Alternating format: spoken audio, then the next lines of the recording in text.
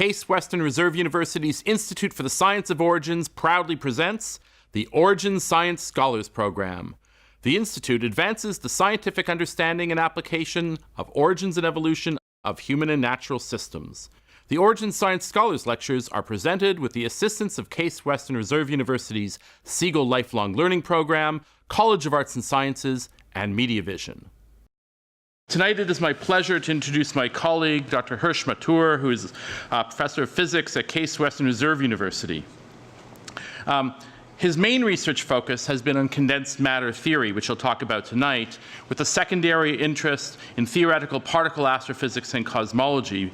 But he maintains an extremely wide array of interdisciplinary interests, including the statistical physical analysis of language, art authentication, and all the different ways to knot a tie. So with that, I will introduce him to talk about understanding extreme materials. Please join me. As someone who's worked both on cosmology and condensed matter physics, I find when I meet people at parties or in the dog park, it's easier to tell them I'm a cosmologist because it's much easier to explain the appeal of that field. But I'm really pleased to have a chance now with PowerPoint and 45 minutes to try and tell you about the appeal of condensed matter physics. I want to explain to you how it is that I got so excited about this field that I've made it the bulk of my life's work. So let's start with liquid helium. Helium is a strange material. It's extremely abundant in the universe. It's the second most abundant material after hydrogen. But it's quite rare on Earth. It's found in the outer planets, it's found in the sun. In fact, it was first discovered on the sun, and that's another interesting story, how that came to be. And so sometimes when you hear about it in the news, it's mostly because of the rarity of helium on Earth. For example, this New York Times op-ed by Gail Collins, an ode to helium, which says, "We haven't been paying enough attention to helium legislation. Seriously, we're complaining about the way Congress fails at everything except vacations. So it only seems fair to salute the Responsible Helium Administration and Stewardship Act." And the House debate took 2 days, which was more than enough time given that the final vote was 394 to 1. And the lone nay came from somebody who accidentally pressed the wrong button. So this column was really not so much about, in spite of the title, I was very excited when I saw an ode to helium. But in fact, it was more about gridlock. And the running joke through the column was, how could anybody care about helium? Well, welcome to my world. So helium is a gas at room temperature. And in the 19th century, I guess everybody knows that if you heat water, it vaporizes, it turns into steam. And so I guess this led people to think, if you take gases and you cool them down, they must become liquids. And so this became a game, a great game. And by the mid-19th century, there were just a handful of what they called permanent gases left. So this was a grand challenge for the 19th century to try and liquefy those remaining gases. And so the first one to go was liquid oxygen and liquid nitrogen simultaneously by the same team of Polish scientists who had to cool it down all the way to minus 300 degrees Fahrenheit in 1883. This is not easy. The next one was liquid hydrogen, and this is the second last one to get liquefied, and you had to go all the way down to minus 420 degrees Fahrenheit. And this is the work of Dewar, who's also famous for having invented the Dewar flask or thermos bottle. And here you see him holding one of those flasks. And this is actually quite important in low temperature physics research, this invention. And also keeps your coffee good. And then finally, liquid helium. And this is something we heard about in the last talk as well. Onnes was one of the heroes of that talk. And this was his big accomplishment, that he liquefied helium at minus 450 degrees Fahrenheit. Okay. And for this, of course, he won the Nobel Prize also, as we heard last week. Okay. And here you can see him gloating with his buddies in his lab. And it's really remarkable when you look at that lab to think that they were doing this kind of thing with that equipment. So in fact, I want to tell you a little bit about how this was accomplished. And I should also say it's traditional in this field of low temperature physics to refer to the leading low temperature lab in the world as the coldest place in the universe. And that's because, of course, for those of you, this audience knows very well from cosmology, that there's this 3-degree Kelvin microwave background pervading the universe. So anytime you cool something down below that, you're attaining temperatures and conditions that nature has never realized. And so it is indeed true that the lowest temperature lab in the world is the coldest place in the universe that we know of, unless there are aliens who are better at cryogenics. So this is how they did it in the 19th century. You take gas and you put it in a box with a partition, and you pump a vacuum into the other side. And then if you remove the partition, the gas expands and it cools. And this is called the Joule-Thompson effect. It's not that simple, of course. This is just a theorist's caricature. You have to then move the gas and pump it and move it around. Well, there's all this stuff you have to do, which I don't have to bother with because I'm a theorist. But I did want to show you this picture, this 19th century picture. It looks very steampunk. He's doing like pretty impressive cryogenics, but with all this 19th century technology. So this is a schematic from Onas's Nobel lecture, and this is the Joule-Thompson effect. Now, this was also the end of the road for the Joule-Thompson effect, because you could cool hydrogen using helium, but once you've got liquid helium, there's no other gas left to cool it with.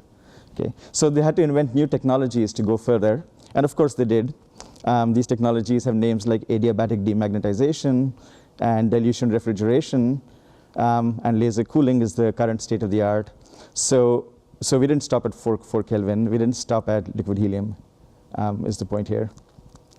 All right, so what's it good for? So we've got this liquid, but what does it do? Well, it turns out if you continue cooling it, it undergoes a dramatic new transformation, and it becomes a new state of matter called superfluid helium. And the person who discovered this was Peter Kapitsa, and he's actually a remarkable historical figure. He was a Russian who came of age during the revolution, but somehow he wound up at Cambridge, where he worked with Rutherford. Now you have to understand, Cambridge in the 1920s was a very hierarchical place, and so you treated your mentor with great deference. Rutherford had 8 associates who went on to become Nobel laureates in their own right, but throughout their lives they always treated him almost obsequiously. Not so with Kapitsa. He had a much more brash style, and in fact, to give you some idea of how the two interacted, I'm going to read from a letter that Kapitsa wrote his mother in the 1920s as a young man. So 15th June 1923. I met the crocodile, that's what he called Rutherford, nobody knows why, just as I came back from being made a doctor of philosophy. I asked him, "Don't you think, Professor Rutherford, I look wiser?" "Why should you look wiser?" he replied, intrigued by my unusual question. "I've just been made a doctor," I answered. He immediately congratulated me and said, "Yes, you do look appreciably wise, and moreover, you've had your hair cut," and roared with laughter. So probably not very forward by today's standards, but certainly you didn't talk to Lord Rutherford as a fresh PhD student at that time. Taking such liberties with the crocodile is generally very risky. I seem to be the only one in the laboratory who dares to try. Something like 6 times, I've had compliments from him, such as fool, ass, etc. Most of the laboratory is astonished how such jokes are possible. So very different times. But so he was at Cambridge, and he was made a fellow of the Royal Society and the director of a lab of his own. Pretty quickly, he rose through the ranks. But then in 1934, his life changed dramatically because he traveled back to Russia. He used to travel back every year. But in 1934, they confiscated his passport because the Soviet Union was modernizing, and they wanted to build a new scientific infrastructure. So he was put into a kind of gilded cage where he was made the director of a new physics laboratory in Moscow and given tremendous resources. And he did brilliantly at his job. He was enormously successful in creating a really world-class scientific establishment there. But he also continued to live in the way he always did, as a straight talker and acting, well, essentially with courage and integrity, which could really get you into big trouble. In his case, though, it seemed to work out all right. For example, in 1938, his colleague Landau, about whom we'll hear more, wound up in prison he was denounced anonymously by somebody for being ideologically suspect. And so Kapitsa promptly wrote to Stalin and threatened to resign if Landau wasn't freed. And later he defended he also defended Sakharov when he became persona non grata and an enemy of the state. And he spoke against Lysenko when he was very powerful. So he did basically speak his mind throughout. And this got him into a little bit of trouble. He made an enemy of the dreaded head of the secret police. But fortunately, it seems talent took a liking to his straightforward manner, and protected him.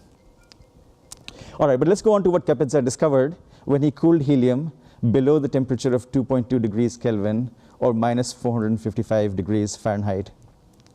What he found is that it became this thing called superfluid helium. So the main thing about superfluid helium, the most important thing you need to know, is that it has zero viscosity. So viscosity is a measure of how sticky a fluid is. So honey is extremely viscous, say, compared to water or air, which flow relatively easily. And in fact, it's a word that we use in everyday language. If you're a careful label reader, when you buy engine oil, you can read the viscosity of the oil, and it's rated by its viscosity and so forth. So this is something that we're all quite familiar with. Now, there's two ways you can measure the viscosity of a liquid. You can squirt it through a pipe and see how easily it goes through. That's called a pipe viscometer. Or you can put it between these two cylindrical cans, and you can try and churn it. And you can see how much torque you have to apply to make the cans turn. And for most liquids, you can use either method, and they give you the viscosity of the liquid. But with helium, something very bizarre happens. With superfluid helium, it's got no measurable viscosity when you push it through a pipe. So that's a little bit like the zero resistance we heard about last week for superconductors. But on the other hand, if you try to measure it with the torque viscometer, it turns out it has a very high viscosity. It's an incredibly sticky liquid if you try to churn it. So which one is it really, and how do you understand this? So when they first discovered this, they came up with something called the two-fluid model. They thought that maybe helium becomes a kind of interpenetrating thing of two liquids, mixture of two liquids, where one of them is very sticky and the other is superfluid. Okay. The trouble is you can falsify this idea. It sounds good, but you can falsify it immediately, because if you squirt it through the pipe, then the sticky stuff should remain behind and the superfluid stuff should come out. And so then you can take the stuff out and see if you can churn it easily. But it turns out that both sides are absolutely the same mysterious thing with this dual property of being both viscous and not viscous. And it's stranger than that. You put it in a, oh wait, what happened here? Yeah, okay. You put it in a container, and if you don't put a lid on tightly, it'll actually creep out over the sides and spill all over the floor of the lab. And if you shine light on it, or if you just heat a little bit of it ever so slightly, like a thousandth of a Kelvin degree, it'll erupt into a fountain. Okay? If you try to stir it, it forms these whirlpools. That's not so strange, right? You stir a cup of tea and you see these whirlpools in there. But the whirlpools of superfluid helium are called quantized vortices, and they're always exactly the same size, all of them. And here you can see the classic picture. So they were predicted in the 1940s, but they weren't observed until 1979. All right, so what's going on over here? Well, to understand this, we need to back up and go to something that you may have heard about from people talking about the Standard Model and elementary particles. All particles in nature come in two kinds. They're either bosons or they're fermions. And the particles of which matter is made, the quarks and the electrons, everything in this room that we can touch and feel is made up of quarks and electrons. Well, those particles are all fermions. Okay? Now, if you have a composite particle, like a proton, which is made up of 3 quarks, there's a simple rule that helps you decide whether the proton is a fermion or a boson. You just count how many fermions are inside of it. And if the number of fermions is odd, then the particle is a fermion. Otherwise, it's a boson. So a proton is a fermion, but an atom of helium, which has 2 electrons, 2 protons, and 2 neutrons, all even numbers, it's a boson. Okay, so an atom of helium is a boson. Okay, and then the other thing you need to know about bosons, and I don't think we need this picture. You can just imagine this in your mind's eye. Imagine you've got this bucket and you put a helium atom in there. It's going to get into some state, the lowest energy state it can find. And this is a quantum mechanical particle. You don't need to know much about quantum mechanics, but I'm sure you've seen pictures. Quantum mechanical particles look like sort of puffy clouds, right? So picture some kind of cloud-like state that this single atom finds itself in. If you put in another helium atom in there, if it's at very low temperature, it'll just go into exactly the same state. And you can just keep putting all the atoms one by one into the same state, because that's bosons. You can put them all into the same state. But if these were fermions, you can't do that. Okay. With fermions, you cannot put 2 fermions in the same state. That's the main distinction between them. Okay, so, and that's the essence of a superfluid. When you put all these bosons into the same state, they become superfluid. Okay. All right, this might be a good place for me to stop for questions. With regard to viscosity, when you talked about how there's two different ways to measure viscosity, does the fact that liquid helium act one way with one of the ways to measure versus the other, does that suggest that there's problems with the concept of viscosity in general? Is viscosity not viscosity kind of thing? That's one way to look at it. So the equations, the fluid equations for liquid helium just aren't like any other equations that we know of. And so the conventional concept of viscosity doesn't encompass those equations. And so when you look at those equations, you can see that different aspects of the fluid are being probed. There are two types of forces, at least two types of forces in the universe. Gravitational forces, which pull things together, and mv equals mv forces, which push things apart. I'm wondering if somehow this could be related to your subatomic particles as the basic cause of when things are going to push each other together or pull things apart. No, it's not really a force that keeps fermions from being able to get into the same state. It's just built into the nature of the particles. This is a very strange thing about elementary particles. Two electrons are absolutely identical. They're not just kind of similar or like identical twins. They're absolutely indistinguishable. And that enforces this, that particles can respond only in two ways. Either you can put them in the same state or you cannot. The other half to your question might have been about forces. So I should say that in understanding these superfluids, the picture I gave you ignored the forces between the particles, and that's why we could effortlessly put them all in the same state. This isn't actually a very good model for helium, but it is a good model for the new superfluids I'm going to tell you about. Thank you for joining us.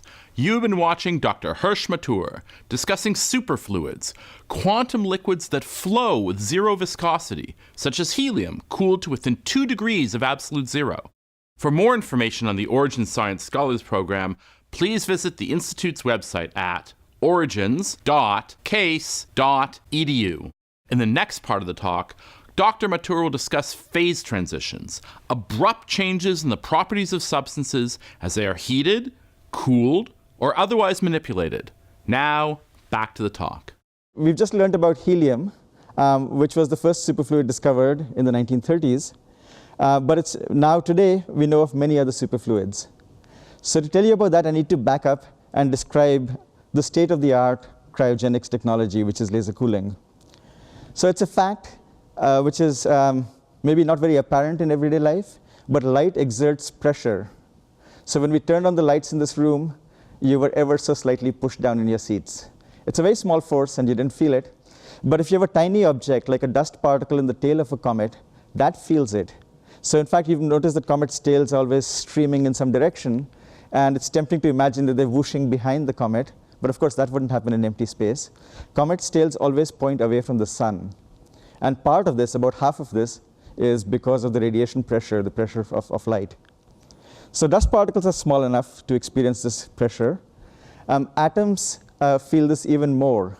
And so there's this whole beautiful technology that was developed starting in the 1970s and 80s by a number of people, and it's been recognized by no less than 3 Nobel Prizes. This technology to cool atoms down and to trap them using light. Because of this force, if you choose the right color of light for a given atom, you can make a bottle inside which the atoms will be trapped. And if you tune the lights in a slightly different way, then the atoms feel like they're moving through molasses. And so this really cools them down tremendously. And you can go all the way from just a few Kelvin to nanokelvin. So that's 1,000th of a billionth of a degree above absolute zero. And that's the state of the art today. So what can you do with this technology? Oh, and in this picture, I should point out what you should see here is that little bright spot over there. That's a little cloud of sodium atoms. And they're glowing because they're being illuminated, and they're being optically trapped and cooled over here.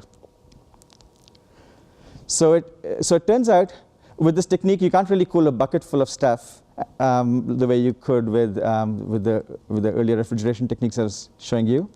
But if you take a very small puff of gas, and this might be something like sodium or rubidium or one of those materials, if you take a small puff of that gas, very dilute, very low pressure, and you cool it down.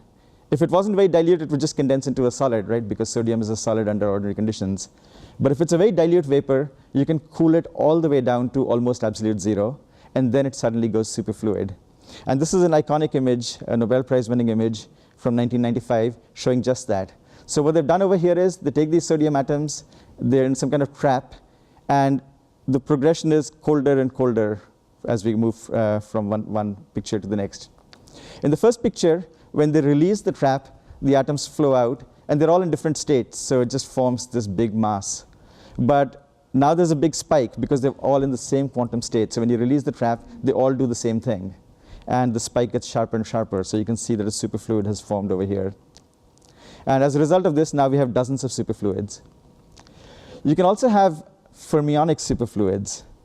So let me back up for a second. Didn't I just tell you that a helium atom is a boson? Yes, but luckily nature has been kind. It turns out there's two isotopes of helium.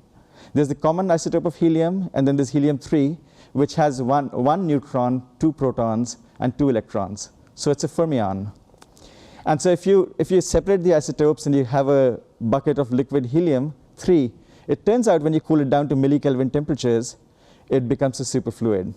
Okay? There's two remarkable things here about that statement. One is, how do you cool it down to a millikelvin temperature? Well, it turns out you use this technique called a Pomeranchuk cell. So you cool down a drink by putting ice in it, right? If you put ice in a drink, then the ice melts and that takes up a lot of heat out of the liquid. This is a very familiar thing. But if you put solid helium into liquid helium-3, solid helium-3 into liquid helium-3, that would actually do the opposite. It would not cool it down, because in the process of melting, this thing absorbs heat. Solid helium absorbs heat instead of giving it off. This was predicted by Pomeranchuk. So if you want to cool down helium-3, what you do is you compress it. It's liquid and you compress it, and that causes ice cubes to form, and they precipitate out, and that cools it down. So that's how it's done. And then the reason that this manages to go superfluid is because these helium atoms, these helium-3 atoms, you can't put them in the same state, but if you cool it down enough, they form these molecules called Cooper pairs, which again you may remember from the last talk. I should say also, if you weren't here last week, it doesn't matter. This is self-contained. But if you were here last week, I just want to connect to that. So these helium atoms, they form Cooper pairs, which are just molecules of helium atoms. And now these are bosons, because you've got an even number of fermions inside these molecules. And so they can Bose condense, and they form a superfluid, and that's superfluid helium-3. So of course, superconductors that we heard about last week are cousins of superfluids. They're just superfluids in which the particles are electrically charged. And so they have electrical properties like electrical resistance. And if you stick them in a magnetic field, they levitate and they expel the magnetic field, which is all stuff that that you heard about and we also demonstrated last week. But if you apply a strong enough magnetic field to a superconductor, something happens that we didn't talk about last week, which is that the magnetic field then does penetrate the superconductor.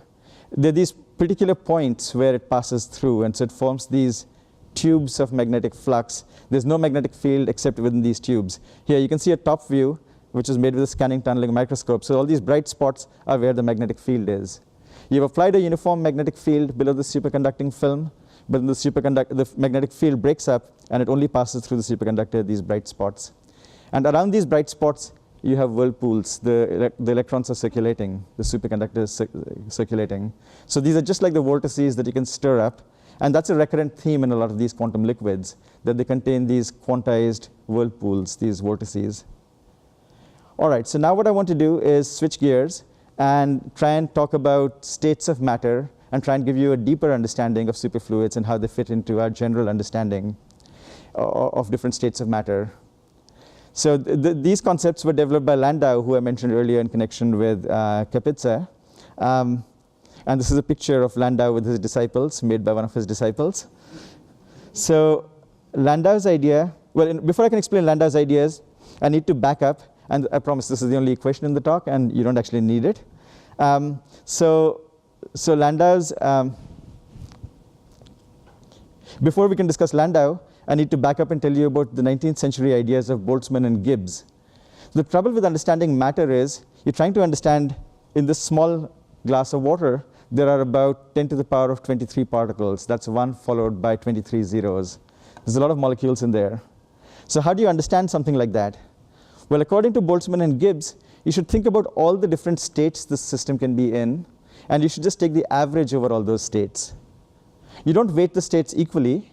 The states of low energy are more important than the states of high energy. But when you crank up the temperature, then the high energy states also begin to matter. So that's what the temperature does. It makes the high energy states more important. Now, this might sound strange, this idea that you can describe a system by its average properties. I mean, this is a very old joke, right, that the average American family has 2.3 children. And the punchline is, I don't know anybody who has 2.3 children.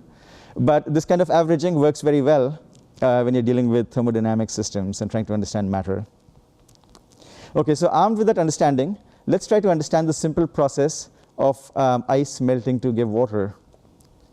If you think about water molecules, the lowest energy state for the water molecules is to be arranged in a regular pattern, which I've sort of caricatured as just this regular square arrangement of atoms. Okay, this is just a cartoon. But that's the lowest energy state of water molecules. And then if you jumble up the molecules, that's a higher energy state for these molecules to be in. So at low temperature, this state dominates. This is the important state. And so you get well-ordered molecules. That's, in other words, ice, because that's what ice and solids are. They're regular arrangements of atoms. But at high temperature, these states also matter where they're randomized, the molecules. And that's what a liquid is. The molecules are wandering all over the place in a liquid. And so we can see how, in this picture, when you heat something, it should melt. Okay. There's something very interesting that happens in the melting process, and this was Landau's central idea, something having to do with symmetry. So, of course, we're familiar with symmetry as a word in everyday language and in art and so on. But I want to describe how mathematicians and physicists understand symmetry. So symmetry is about invariance. For example, if you take a triangle, you can rotate it by 120 degrees, and then it looks just the same. And you can rotate it by twice that, and it looks the same, and 3 times that, and then you're done. You're back to the same place. That's the only rotations you can make, and it looks the same. So we say that the triangle has a 3-fold rotational symmetry. The hexagon, on the other hand, has a 6-fold rotational symmetry because you can rotate by 60 degrees, 120 degrees. And so we also say that the hexagon is more symmetric than the triangle because there's more things you can do to it and leave it the same. So that's what we mean. This is the key concept you need to carry away from this slide, that symmetry is a transformation you make to something and it still looks the same. If it still looks the same, we say there's a symmetry present here. And there's this idea about degrees of symmetry, whether something is more or less symmetric. Okay, so what Landau realized is that when something changes its state, say from solid to liquid or liquid to superfluid, there's a change in the symmetry of, so different states of matter have different degrees of symmetry. That was Landau's big insight. Now, which do you think is more symmetric, the solid or the liquid? Well, we'd be inclined to think maybe the solid is more symmetric, right? Because crystals are kind of a byword for beauty and symmetry. And here, to mislead you, I've put in a picture of a very beautiful snowflake. But in fact, solids are much less symmetric than liquids. And here's the reason why. In a solid, the atoms are regularly arranged over here. But in a liquid, they're wandering all over. So if you wait long enough, they'll have filled up the entire square. It'll just be like a blurry smudge. If you take a time-lapse exposure, it'll just be a blurry smudge. And so when you think about the symmetries of the solid, you can slide it to the right, and you slide it by a certain amount, and it snaps back into place, or you slide it forward, and it snaps back into place. There are all these different amounts you can slide it so that it looks the same. But if you slide it only half a unit to the right, it's not going to look the same. It hasn't snapped back. But now look at that smudge. You can move it any amount you like, and it still looks the same. So the liquid is actually more symmetric. You can shift it around. It's got a greater degree of shift symmetry than the solid. And so that's Landau's idea, that when there's a change in the state of matter, there's also a change in symmetry accompanying that. And usually when you cool things down, they become less symmetric. So we say that the symmetry is breaking. It's broken symmetry because it's less symmetric. Let's look at another example, because this is such an important idea. It's worth really understanding this. So let's think about another common change of state, which is demagnetization. If you take a refrigerator magnet and you heat it up, and you shouldn't try this at home because they have to be heated up to quite a lot, but maybe several hundred degrees Celsius, and then they demagnetize. They stop being magnetic if you heat them up. So let's try to understand what happens in that transition. So a magnet, the reason it's magnetic is because the atoms that make it up, you can picture them as little balls that are spinning. They have an axis around which they're spinning. And the lowest energy state for a magnet is that they all align. The axes along which they're spinning are all lined up, and that's what I'm trying to suggest with this arrow. that the lowest energy state is that the arrows are all lined up, that the axis about which they're spinning is all lined up. And this is a typical high energy state where the atoms are spinning every which way. Okay? So if you're at low temperature, they're all going to be lined up, and that's the magnetized state. And if you're at high temperature, they're going to be randomized, and that's the demagnetized state. This is also this is actually also the more symmetric state, the one where the arrows are pointing every which way, because over here a particular direction has been singled out, and in the other picture, there's no particular direction that's been singled out. So the magnetized state is a state of broken symmetry. This magnet that I'm describing, it's what's called an XY magnet, because the spins of the atoms are forced to point in a horizontal plane. They can't point up. You also have magnets where they can point in any direction, but I want to talk about these XY magnets for reasons that will become clear in just a moment. Here's the reason. It turns out that if you want to think about liquid helium or superfluid helium, actually the same picture that I drew in the previous slide applies. Because it turns out that when you put all the helium atoms into the same state, I was asking you before to picture it as a kind of cloud, but really the precise mathematical way to think about a quantum mechanical state is that there's a complex number at every point in space. Now that might seem like a very abstract concept, and maybe it's been a while since you thought about complex numbers, but you can just picture them as arrows. That's what a complex number is. How long the arrow is determines how big the number is, and which way it points determines how real or imaginary it is. Well, it doesn't really matter. The point is that a complex number is an arrow. And so the same picture describes liquid helium. This is its lowest energy state, where all the arrows are lined up. And then this is a highly excited state. So this is when it's superfluid, and this is when it's excited. Okay. And the whirlpools that you can create in liquid helium, this is what they look like in terms of these arrows. And you can create similar whirlpools by this analogy, therefore, in magnets as well. And so you see, by thinking about these different systems and realizing the unity of these different things, we can make predictions. It's very easy to imagine that you could stir up a liquid, but the idea that you could stir up a magnet in the same way is what we get by from here. And also, it turns out that these ideas are more broadly valuable. They've been exported into elementary particle physics, and the standard model of particle physics, in fact, makes use of these ideas of broken symmetry as well, as I've tried to suggest by this famous paper by Peter Higgs. The discovery of the Higgs boson, as you know, was one of the biggest discoveries of this new century, and it also relies on this idea of broken symmetry. So that's the good news, that we have these ideas of very broad utility. And now comes the even better news, that these ideas have stopped working. We've discovered a variety of materials in which this paradigm no longer applies. Okay? So for example, one of these materials is thin films of liquid helium. According to the standard paradigm, if you make a thin enough film of liquid helium, just pour a little bit of helium and make a very thin film of it, it should actually never go superfluid. Okay. It turns out that if it's two-dimensional, if it's very flat, then those arrows can never line up, no matter how cold you make it. Those states where it's randomized, they continue to contribute no matter how low the temperature gets in 2 dimensions. It's a peculiarity of flat land. But you see in this picture, well, I guess in the interest of time, I won't dwell too much on what's being plotted here exactly, but it's an experiment where they dip a disk into helium and then it comes up with a little film, and then they watch it rotate. Okay. And what they're finding is that there's a sharp transition as you change the temperature. And so our prediction that there should be no transition, apparently not correct. And over here, it's really behaving like a pretty good superfluid at low temperatures, and then suddenly it starts to behave like a less good superfluid and gets worse and worse as you heat it up. So what's going on over here? Well, it turns out that there's a transition that takes place over here, and it's called the Kosterlitz-Thouless transition. It was the basis of the Nobel Prize in Physics 2 years ago. And it's based on the idea that when you're at very low temperatures, you get these vortices that we've been talking about, these whirlpools, and they stick to each other like molecules.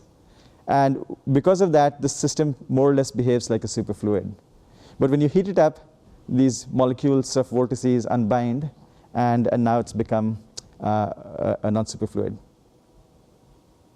Okay, so I guess one more example of the breakdown of the paradigm is the quantum Hall effect. So I guess I don't want to spend too much time talking about the Hall effect and so on. It's sufficient for our purposes to say that this is a state of another two-dimensional state of matter.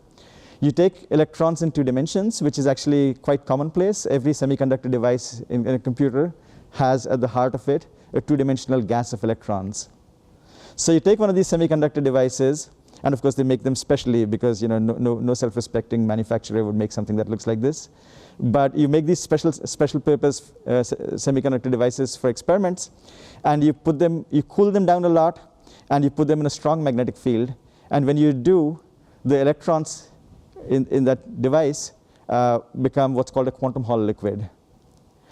In this state, I guess I'll just tell you one thing about it, which is that you can stir it up again and you can create whirlpools. And there's something absolutely, I guess counterintuitive, I should say. It's not inexplicable, we understand it, but it's very bizarre. These whirlpools have a charge of 1/3 of an electron. Okay? So it's as though we've split the electrons apart inside the system. Now, how could that happen? The electron is an elementary particle. Even the Large Hadron Collider can't make a dent in it. How is it that at these really low temperatures, we've managed to create these things that seem to have 1/3 of the electron charge? It turns out there's a very delicate conspiracy. So if you actually put in an electron inside one of these quantum Hall liquids, it dissolves into the liquid, and then the liquid creates 3 separate whirlpools, and every one of them has a little density bump, and each of them contains 1/3 of the electron charge. So each of them contains a fraction of an electron. We haven't really broken the electron, but they've managed to create this sort of conspiracy between these pieces, and you can move them apart. They behave like they're independent particles so long as you keep them inside the liquid. And so we understand this, but we don't really have an understanding of this in terms of these ideas of symmetry and broken symmetry. There's really no larger paradigm that we have to understand this. And there are many, many more examples of this as we've continued to discover in the last 30 years. Many more things we don't understand, many more things that don't fit into the Landau paradigm. And of course, that is the most exciting news there could possibly be for people in our field. This might be a good place for me to stop for questions. Can you explain what is two-dimensional? For helium, all I mean is that, here, for example, this is, well, I could do this with water. I won't do the demo, but here, this is clearly a 3-dimensional cup of water. If I poured it onto the table, I would get a kind of flat film of water. And if I really spread it out, it would become really flat. So that's what I mean by two-dimensional. Okay, just a flat thing. You essentially said that particulate electrons could be made into liquid electrons. Do you think it might someday be possible to make liquid electrons into gaseous electrons? In some sense, electrons in a conductor, like in a metal wire at room temperature, behave like a gas. So we call that the electron gas, and then when you cool it down, they turn into the electron liquid, and then they can turn into superfluids and many other states of matter, quantum Hall liquids, depending on what you do with them. So there's just this whole fascinating zoo of possible states of matter. I guess when you first learn about states of matter in school, I don't know what stage you learn at primary school maybe, you learn that there are solids, liquids, and gases. Sometimes you're told that plasma is the 4th state of matter.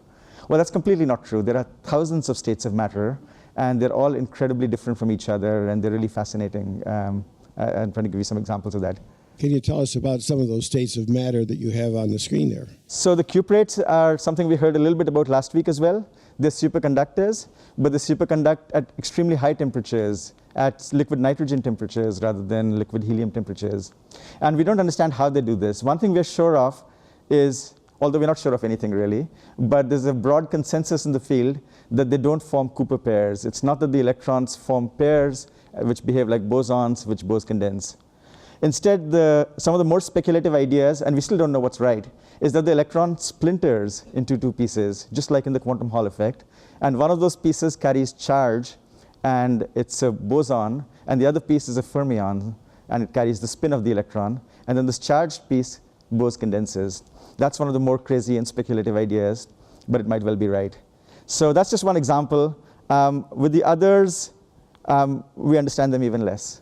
Maybe that's sufficient to say, and I'm happy to take this up in the post-talk, say a little bit more about each one of these two. Can you imagine a thought experiment where you have these vortices with 1/3 of an electric charge and divide the substance between the vortices?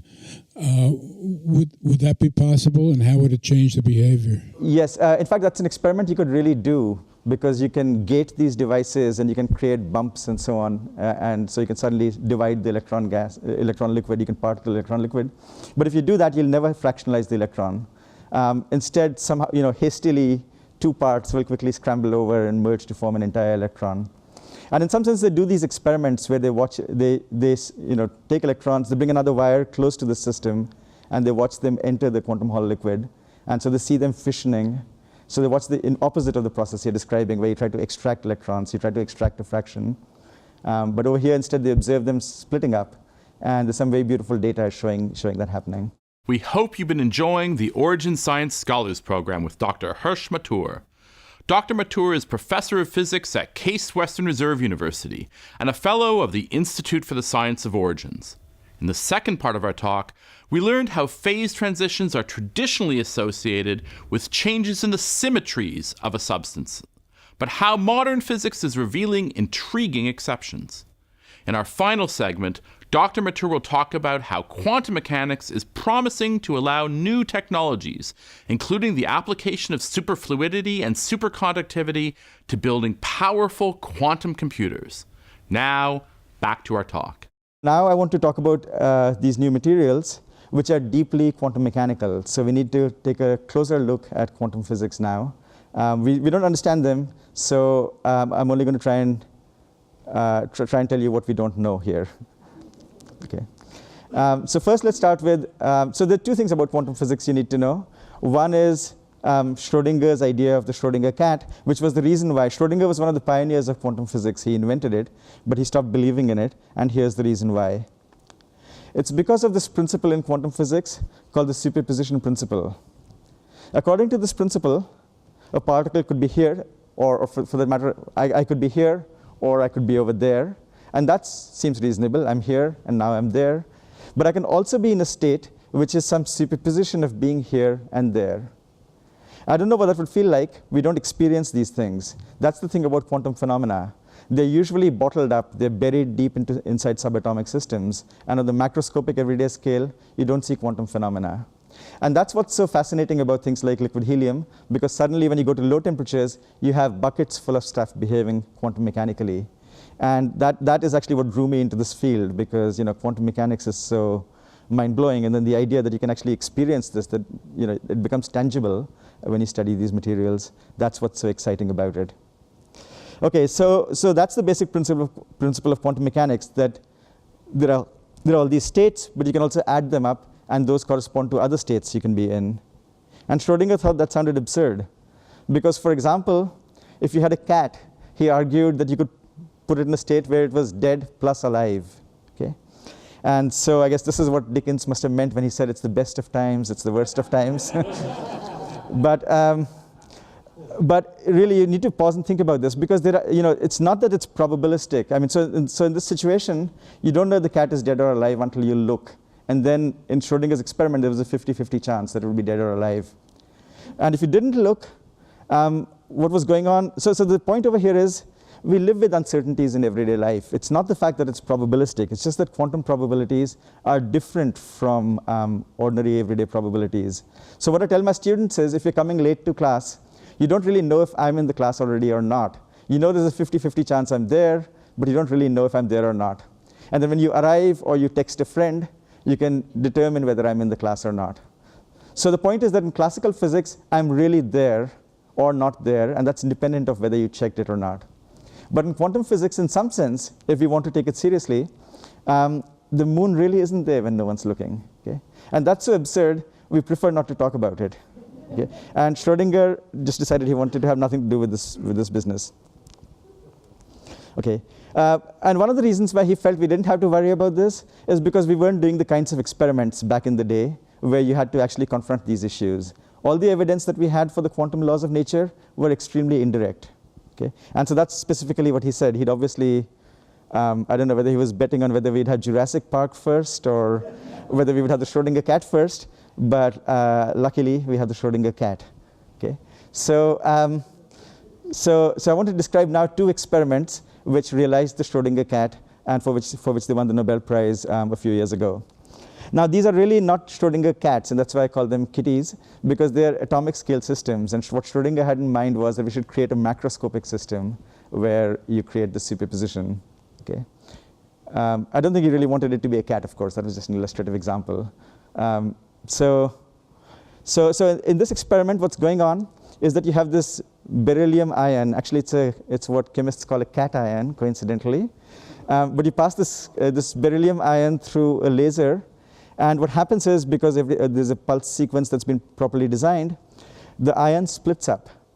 If it's got its spin up, then it's over here. But if it's got its spin down, it's over there. That's just a schematic, but they actually measured it, and it was literally in both places at the same time. And it was, macroscopic, and they could controllably measure it. It wasn't something that they'd inferred by some long chain of reasoning. And so that was one Schrodinger cat. And the other Schrodinger cat was created in a rather different way, where you sent an atom through a cavity. And this cavity, it's actually like a microwave oven. It's a microwave cavity. It's really just like a microwave oven. And there's microwaves in there, but it's not so intense as your microwave oven. In fact, there's maybe only one particle of light or two particles. A very small number of particles of microwave energy are in there. And when you send the atom through and you choose the proper protocol, you can create a state which you can see over here, and this is actual data. You can see it's got these two different well-separated bumps, and that's their Schrodinger cat as well. Now, these Schrodinger cats are extremely fragile things. You need a high vacuum, you need just this one atom and this perfectly evacuated cavity, or it's gone. Okay? So it's interesting that you can do these experiments and very impressive, but you might still wonder whether this has anything to do with anything tangible, really. Well, before we go into discussing that, I also want to describe one other weird thing about quantum mechanics, and those are the two things about quantum mechanics you need to know in life, and also for this talk, which is this idea of superposition and this idea of entanglement, which was introduced by Einstein. And this is what turned Einstein off quantum mechanics. So in order to understand this, I need to back up and tell you a little bit more about the rules of quantum mechanics. Now, the way they're not going to make sense unless you already know quantum mechanics, and even then they're not going to make sense. But the way you should, I think, receive this information is like if you're learning to play a new board game. You don't ask, why are these the rules? You just try to understand what the rules are so you can play the game. And in the same way, I want to tell you the game of quantum mechanics as it applies to a proton, which is a particle with spin. It's got two basic states, one in which the spin points up and one in which the spin points down. And so we write them in this beautiful notation invented by Dirac, and quantum states are always written with this pointy bracket. And inside the pointy bracket, you write down something to tell you what that state is, what the nature of that state is. So the two states, the up state and the down state. But you can also superpose them with some coefficients, some numbers that you can add, weight these states with. And that's also a possible state of this quantum system, of this proton. And we study these protons all the time, by the way, and their spins all the time. This is fundamentally how MRI works. Now, the thing is that you can also ask yourself, you can also define the state called left, which is up plus down, and the state which called, sorry, that's a typo, that's right, which is up minus down. There's two states, left and right. And so the point is that if you try to measure the direction in which the proton is pointing, if it's in the up state and you try to measure whether it's up or down, you'll always get up as the answer. If it's in the down state and you try to measure whether it's up or down, you'll always get down as the answer. But if it's in the left state and you try to measure whether it's up or down, you see it's up plus down. So half the time you'll get up and the other half you'll get down. That's the heart of the matter. Okay, this left state, it's up plus down. So when you try to measure whether it's up or down, you can get either outcome with equal probability. But if you're in the up state, you always get up. And in the right state also you get down, up or down with equal probability. Okay, so now let's complicate things just a little bit more, and that's all we need to understand Einstein's big objection. Let's imagine that you have two of these protons. So now there are four states, because both protons could be up, or one could be up and the other could be down, and so on. And in fact, we'll imagine that these protons are well separated, and there are two people named Alice and Bob. So Alice has this proton, and Bob has that one. And they're in one of these four possible states. Or they can be in a superposition of these states too. You can just add them up with some coefficients. So Einstein came up with a particularly nasty superposition, which is now called a Bell state, where you take up plus down, up and down, minus down and up. And this state has some really bizarre properties. If Bob measures his proton, he'll get up or down with 50% probability. But after he's done with his measurement, he knows what Alice is going to get. And she could be a light year away, but he knows what she's going to get because of the strange, I guess, spooky action at a distance is what Einstein called it in this state. Okay. On the other hand, if Bob measures his proton and finds it to be up, and Alice, instead of trying to check whether it's up or down, tries to check whether it's left or right, then Bob will be unable to predict what she gets again. Only if she measures up or down, and he's already measured up or down, can he perfectly predict what she's going to do. So there's something very weird going on over here. And in fact, this guy Bell argued that there's just no way you could understand this in terms of classical probabilities. So there's really no sane set of laws somehow lurking beneath quantum mechanics. This is it. This is real. And common sense is not going to be true. All right, so let me give you an example of what you can do with quantum states. And there's this great deal of excitement now about building quantum computers. So I want to give you a very concrete example of what quantum computers can do. Usually one gets a bullet list of impressive things they can do, like factorizing numbers, but then who really cares about factorizing numbers? You may not care about this example either, but you will at least understand it. And I think it's kind of impressive. It's kind of unbelievable, really. Okay. So a computer is basically what it does is you give it bits, you give it zeros and ones, and it turns them into some other zeros and ones. That's really all a computer does. So let's think about the simplest part of a computer, which is a gate. And you can give it a 0 or a 1. And as its output, the gate can give you a 0 or 1 in response. There are 4 possible gates you can have. The first kind of gate will give you a 0 no matter what input you give it. It responds to a 0 with a 0. It responds to a 1 with a 0. Or you could have the 4th kind of gate, which always gives you a 1. And then you have these 2 gates. And so these are called constant gates. And then you have the other 2 gates, which are called balanced gates, because this one gives you the same thing that you fed it. A 0 goes to a 0, and a 1 goes to a 1. Or you could have this gate which inverts what you gave it. So you feed it a 0, and out comes a 1. You feed it a 1, and out comes a 0. So the question I can ask you is, suppose you give it just one input. Can you tell whether it's a constant gate or a balanced gate? And with a classical computer, of course, you cannot. With a classical gate, of course, you can't. You give it a 0, and let's say out pops a 0. Well, that means it could be F1, or it could be F2. And so you're going to have to feed and F1 is constant, and F2 is balanced. So you're going to have to feed the other bit in as well. So you're going to have to do 2 things to figure out whether it's constant or balanced. And in the process, you also figure out which gate you've got, actually. Okay. Now, the thing about a quantum computer is that in a one-shot measurement, you can figure this out. I can't show you the details, although they're quite similar to the rules I was describing to you before, but it would take more time than I have. But it turns out the essence of it is that quantum bits don't have to be just zeros or ones. It's not a binary. They can be in a superposition of being up and down at the same time. They can be in a superposition of being 0 and 1. So you feed it a cleverly chosen superposition, and the output to that will answer your question. You get 2 outputs for the price of 1. Because of this very clever algorithm invented by Mr. Deutsch. Okay. So I have my laundry list. Everybody has a laundry list about what quantum computers can do. And it's very impressive. But I think at this point, I should say that there's the big difficulty with quantum computing is what I've repeatedly alluded to, that quantum phenomena are very fragile. You need to cool things down. You need to isolate things. Otherwise, you don't see quantum phenomena around you in everyday life. And so that's been the challenge to building a quantum computer. So there's a very interesting new proposal called topological quantum computing, which is a new kind of superconductor, which may be more robust. And that's something I'm personally very interested in. And if there's more time, I would probably have liked to tell you about it. But instead, let me conclude by telling you what this is good for. I've spent a lot of time talking about why I think this is cool, but what's this good for? So again, I could give you a list. But instead, I decided I'd just focus on our relatively small physics department and think about people here who work with superconductors in their day job and share some of those examples. So this won't be comprehensive, but it'll give you a real feeling for what people are doing with superconductors these days. So for example, my colleague Mike Martins, and you may have heard him speak here before, his day job is to design MRI magnets. And he's trying to make magnets with new superconductors that operate at higher temperatures. This is very important because it saves a lot of helium. And then with my colleagues Berezovsky and Schwengau, we're interested in trying to build quantum computers using these topological superconductors, which I'm happy to answer more questions about. But the basic problem over here is you've got these vortices in these topological superconductors, and they contain fractions of electrons too. And so again, if you have two vortices, they're strongly entangled with each other in the sense that Einstein meant. So if you have these two whirlpools in a topological superconductor, they contain an entangled state.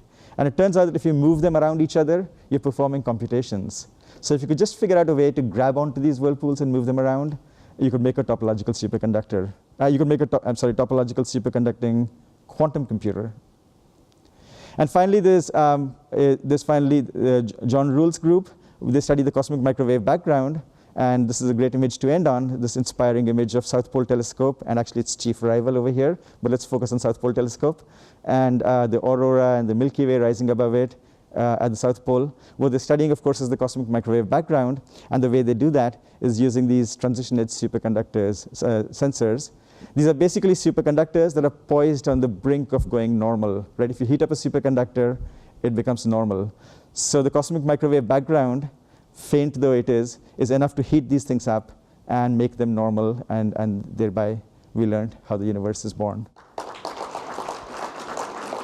The Origin Science Scholars Lectures are presented by Case Western Reserve University's Institute for the Science of Origins, with the assistance of the Siegel Lifelong Learning Program, the College of Arts and Sciences, and MediaVision. For more information on the Origin Science Scholars Program, including a full video archive, please visit the Institute's website at origins.case.edu.